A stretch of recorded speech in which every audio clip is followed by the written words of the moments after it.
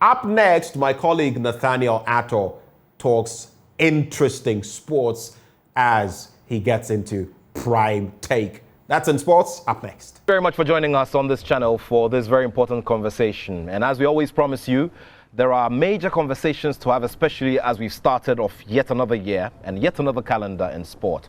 Today, we're hosting a man who's had massive experience when it comes to club administration and rose to the high office of Vice President of the Ghana Football Association. Well, he put himself up for the presidency of the association, and at the last election, he decided to let everything go and decided to pave the way for, smoothness so that, the process comes to an end and one person is elected. And that was in that very tough and tight election with the current FA president, Kurt Okreku. My guest here today is George Afriyie, and he is a former vice president of the Ghana Football Association.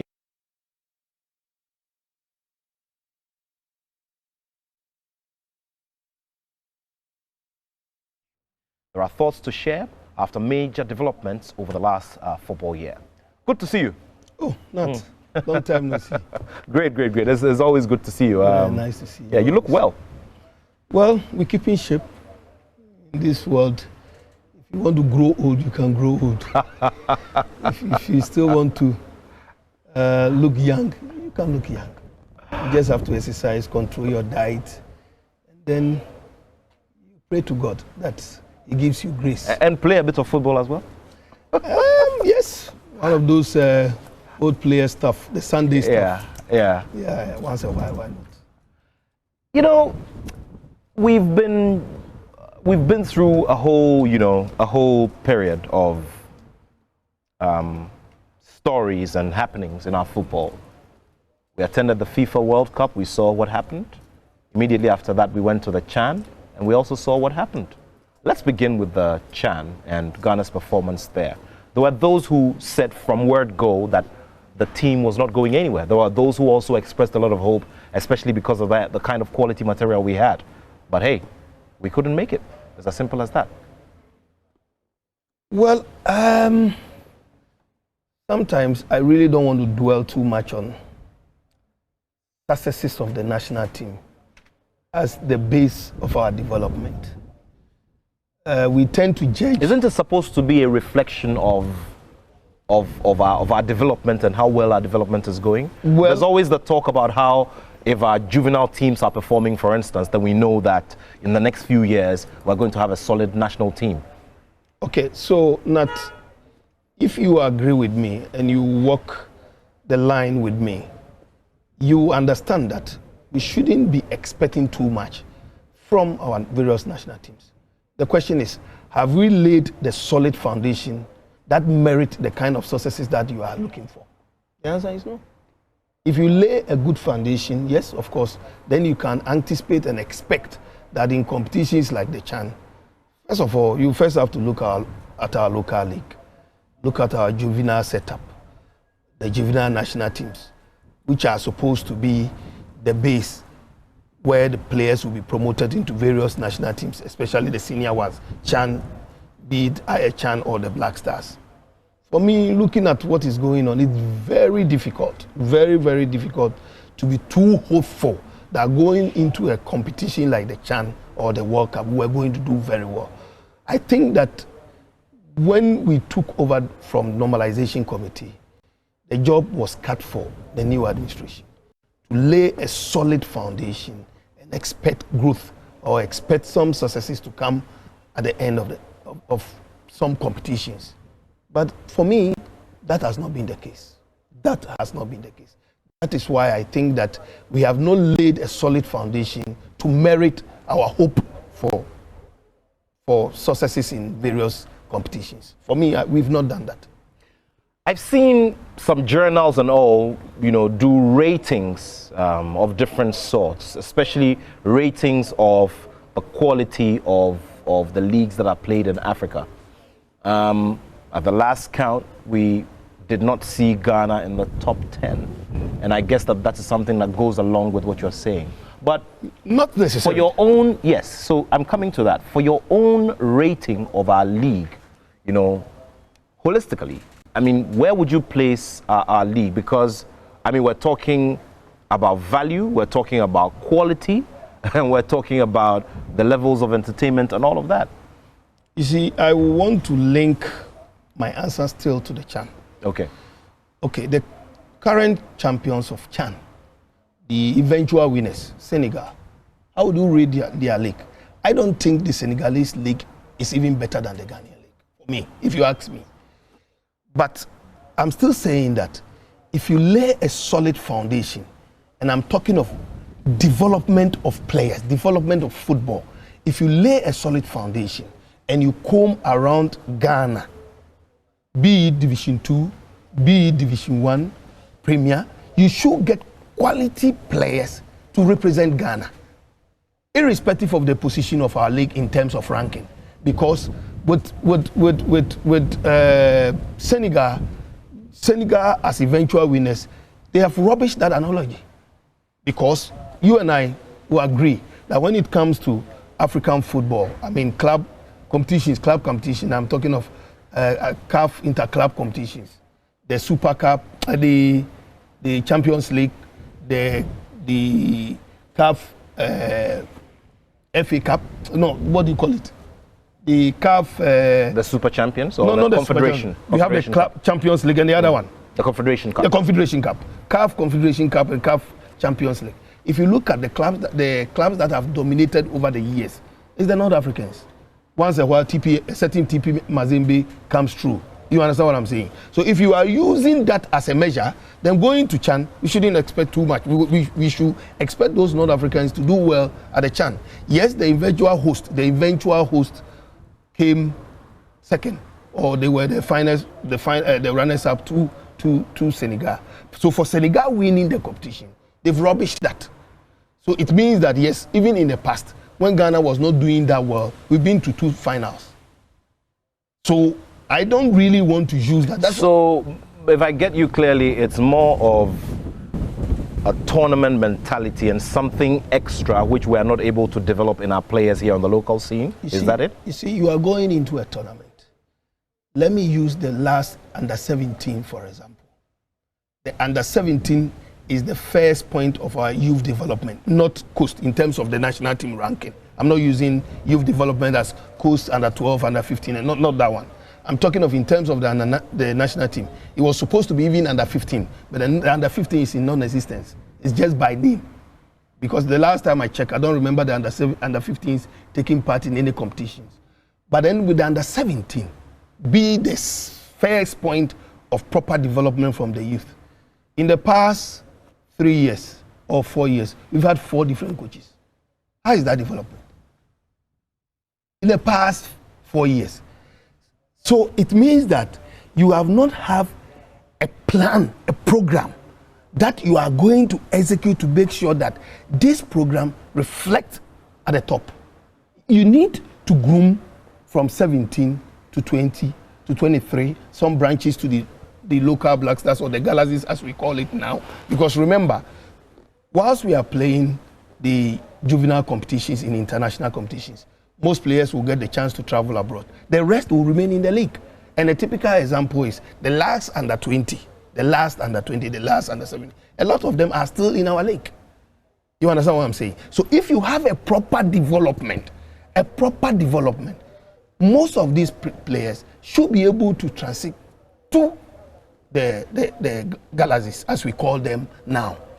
Check the last time we hosted Waffle, this is the Waffle Zombie Very well. Cup of Nations in Cape Coast, sure, where Ghana was the eventual winners. Sure. There are some players who are still in the system who are also doing very well. I remember when the first call-up was made, I saw the name of, not former Midiama player, Vincent Atenga. Yes, that's the name. He was part of the Galaxies. I saw Mohamed Alassa, initial stages when the call-ups were made. He was part of the Galaxies. I saw Kaliba Mankwa. Very well. They were all part of. What are those players? You see, we don't follow consistency. In football development, sometimes consistency plays a role. some of the players that you used to qualify the team to Algeria were dropped. So we are not consistent. We don't have a solid program where we make sure that we follow it through. That is the problem. It is not about ranking. Ranking can be done because we've seen countries rank outside the world top 20 coming into major competitions and excelling. We've seen it all the time. We see it always. So it's not necessarily about the ranking. Yes, when you want to put those rankings in terms of the league, you need to put all the factors on the table. Let's go to the North Africans. Egypt, Tunisia, Algeria. Egypt, Tunisia, Algeria. Let me use Morocco. These 4 countries.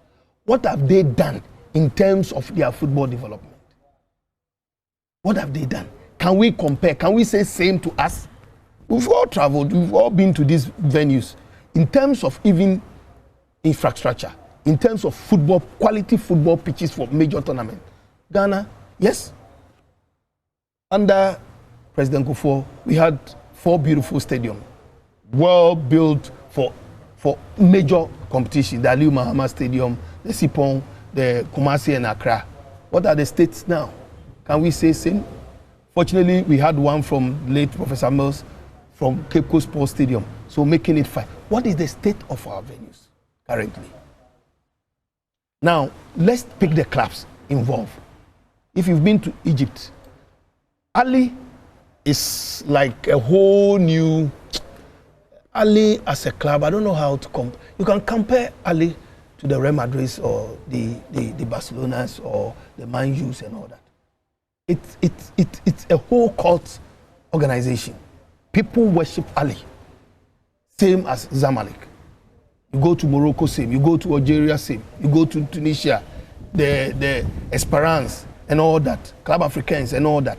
Can we say same? Yes. Here in Ghana, we can talk of the Kumasi Asante Kotoko and Accra and so forth. Then let me comment at this point. Let me comment Take With George Afriyie for the role he's playing or what he's doing for Accra and so forth. You see, yes, it is true we want to win trophies, but what Togbe is doing is setting up the standard first, getting the base, as I'm saying, getting the base, is putting the base down so a solid foundation can be laid on the base.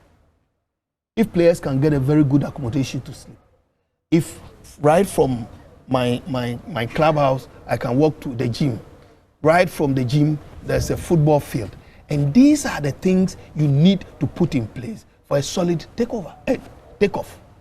And so for me, I think that Togbe is doing well. The young man in Kumasi is also doing, and when he came, he's taking up the Adakujachi project, he's doing it. So for me, I think that the clubs in between Kotoko and Has, they are doing something right. For now, let's give them time. And then if the FA can complement what the clubs are also doing. When I say it, people will say that, oh, this is the responsibility of the clubs and all that. You see, as a football association, you need to put the framework for every club to follow. Framework, when I say framework as in the club licensing regime. Exactly. Very well. Are we complying with club licensing? Well, I mean, from where I sit, we've had some major, we've had some major milestones with the implementation of the club licensing regime. For instance, certification of coaches who coach in the Premier League. That is now part of our skin, and that is full blown now, and we're adhering to it. In terms of our pitches as well, I mean, we have to be honest. I mean, we've seen clubs get banned. I mean, venues get banned temporarily until they met the criteria. I mean, we could talk about the story of Liberty Professionals, when they were in the Premier League and all of that. So over there, I can say where we've seen one or two things being done. Of course, these are not the only criteria under the club licensing regime. What about the financial criteria? Very well, but see, so thing is, what my expectation is, or what I know, as has been communicated by your fraternity, which is the football fraternity, is that this is being implemented in stages. Yeah. So, for instance, do you feel we're ready to have, for instance, a regime where you can ask clubs to have a certain minimum financial base, maybe $1 million US for everybody? I have that financial buffer of $1 million, in your account before you can run in the Premier League. You're looking at something like that. That's not even the area I'm going. That's because, of course, it's almost impossible. But the truth is that how well is our league packaged? How well is our league packaged to attract sponsorship, serious sponsorship? I'm not talking of the sponsorship of $1 million. No, that's not the sponsorship I'm talking about. Because we've enjoyed 3 million before. We've enjoyed 2 million before. So if in 2023, 2022, you are enjoying so 1 million per season is an apology for you? Of course. Okay. Of course. You've enjoyed 3 million 10 years ago, or 15 years, or 12 years ago. You've enjoyed 2 million some years ago. But the 2 million and the 3 million you're talking about, at a certain point, they couldn't fulfill it. Yes. Capital Bank of old. Yes. It was a tier 3 bank. Yes. Their management sat through, their consultants sat through, and they said this is not something a tier 3 bank can. And we went to court and we got our money.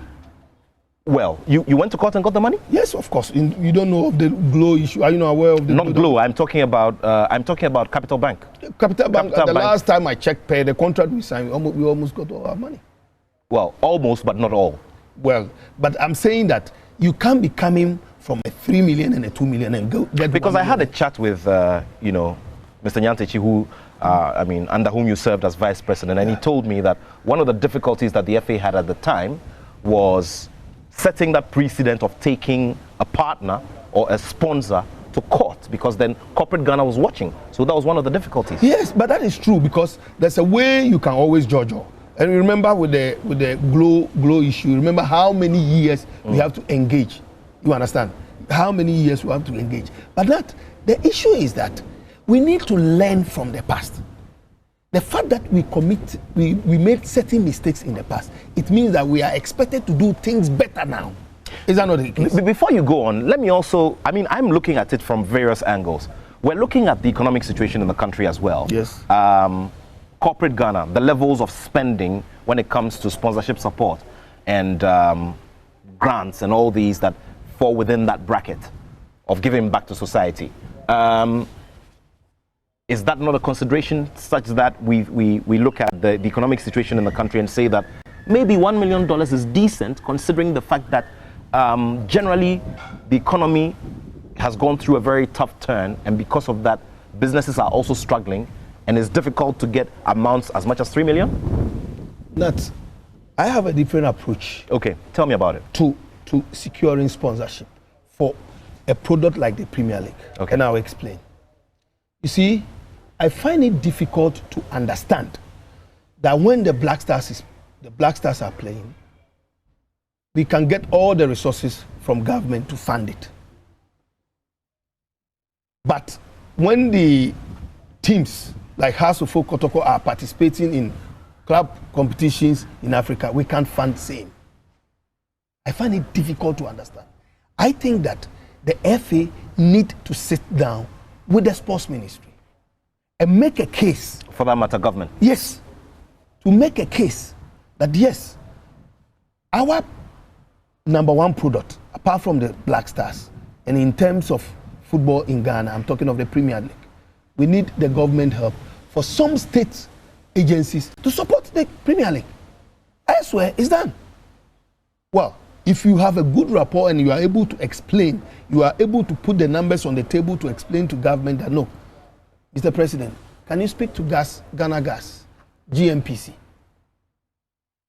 Vodafone, to come to our aid? I think that if you make a genuine case and the president can understand that, yes, our number one league in Ghana needs sponsorship and the state must find a way to sponsor. Why not? I will explain why you need to fund Premier Division in Ghana through a collaboration with the Ministry of Youth and Sport. That, if you look at this country, take out politics. There's only one product that unites the country, which is football. irrespective of our House of Folk or our Asante Kotoko or our Olympics, on every Sunday, sporting activity engage the attention of the citizenry. And this is good for social development of our country. Every country, every government that does not pay heed to the youth, the upbringing of the youth, you are in serious trouble. You understand what I'm saying? So for me, I think that the FA need to make a case before government. Make a case before government. Why you need government to support in securing sponsorship for the league. And I don't think this is far from where other countries have been able to do it and they've succeeded. I can mention a lot of countries where even here in Nigeria here, state governments take over the running of leagues in their various jurisdictions. State governments. So I'm saying that in Ghana, if we are able to put the numbers and tell the president that, Mr. President, in every week, if we are able to get a sponsorship to take care, these are the number of people that football take care of. The number of people. Because remember, the clubs, when there's a football activity at Accra Sports Stadium, there's a ripple effect. Yes. The byproduct. Sure. Everybody, including yourself, you're good. So we need to make a case. We need to make a case and let government understand that, Mr. President, we need your support in order to secure a sponsorship for our Premier League. Yes, we'll do our part. We'll have to package our product in such a way that it will be appealing for corporate bodies to say that, yes, I'm interested to associate myself with football in Ghana. Fortunately, in recent times, the act of hooliganism are going down. We don't hear of too much of what used to happen in the past, which is a good sign. So we need to build on that to attract. I hope you understand what I'm saying. Very well. So, I mean, all put together, it's not really going well. Yes. The running of our football is not really going well. Yeah. You see, when I speak, Yeah. I know my submission and my answers to most of these questions may sound a bit controversial, but it still remains the facts. You see, in recent times, we've witnessed certain bad officiating where referees are not punished. Sometimes the punishment is kept in the dark. You don't even hear it. Sometimes you get the federation even defending the act. We hear referees coming out boldly to apologize for mistakes. Yes, we accept that referees can make mistakes. But where one is going to a venue to watch a football match, where he has already heard the score line, in this case, the age of betting. But these are not new. These are not nouvelle to our football. I mean, for somebody fans going to the stadium and knowing the scoreline ahead of time is not new. If we keep on saying this is not new, then we are not ready to change. That's not the problem. All I'm just saying is that it has happened in the past. Very well. So we need to acknowledge that as we move forward. It has happened, yes. Yeah. But I'm saying that the It's rate still at happening. which it's happening now, the rate at which it's happening now, speak to the clubs. I talk to the clubs always. The fact is So that it's gone from bad to worse. Of course. Of course. I have cataloged a number of incidents. In the coming days, I'll bring them out. Betting is affecting our game. Betting is affecting our game. Thankfully, the FA took a very drastic decision. Personally, I think that whether I don't want to delve into it too much, but I can say that when you punish clubs, it serves as a deterrent. As we speak today, we are aware that certain clubs have been expelled or banned, whatever way you want to. It's a good step. Whether you like it or not, it's a good step. But are they the only clubs who are doing it? Or they were just picked as an scapegoat? If you were asked that question, what answer would you give to it? Personally, I think that betting still exists in our system. And Got evidence? Saying that personally, I still think that betting is still going on. Well, this Based is, on, like you said, I mean, these are very heavy allegations, and I mean, if you make them on such a national platform, then you should be able to. But not.